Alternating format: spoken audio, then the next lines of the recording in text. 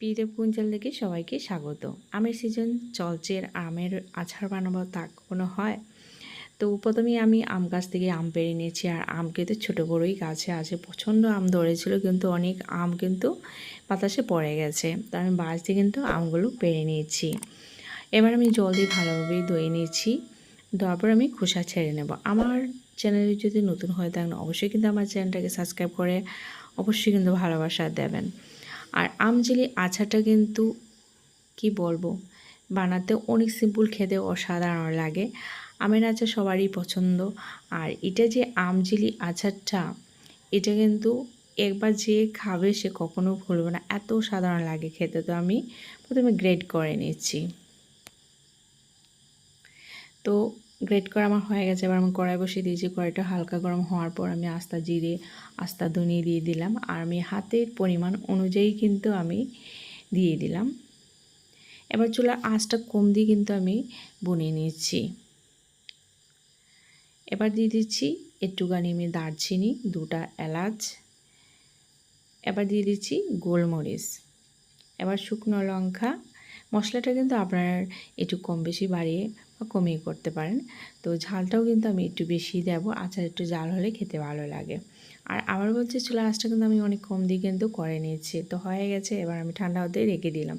কতটুকু গ্রেট করার পরে হয়েছে তাও আমি দেখিয়ে দিলাম। এবার মশলাগুলো ঠান্ডা হয়ে গেছে, যা আমি বুনিয়ে রেখেছিলাম। এবার আমি গুঁড়ো করে নিয়েছি। তো এবার কড়াই বসিয়ে দিলাম।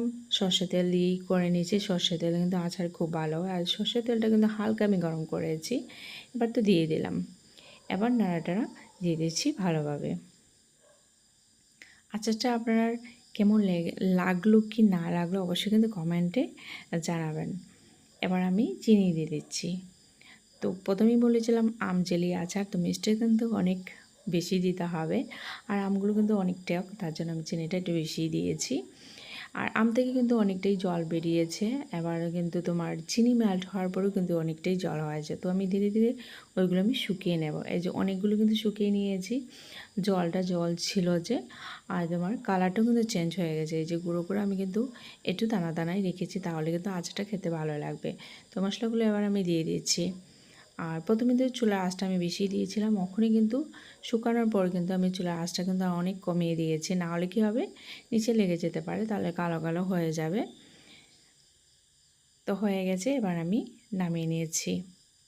তো এবার আমি গার্নিশের জন্য আমি আম নিয়েছি। এবার বাটিতে আমি আচারগুলো গুটিয়ে নিয়েছি। আবার বলছি, একবার বানিয়ে খেয়ে দেখবেন, মুখে লেগে যাবে। আর কেমন লাগলো না লাগলো অবশ্যই কিন্তু কমেন্টে জানাবেন। আর অবশ্যই কিন্তু আমার চ্যানেলটাকে সাবস্ক্রাইব করে আমার সঙ্গে থাকবেন, বেল আইকনটা প্রেস করে রাখবেন পরবর্তী ভিডিওগুলো পাওয়ার জন্য। আর সবাইকে পুরো ভিডিওটা দেখার জন্য ধন্যবাদ।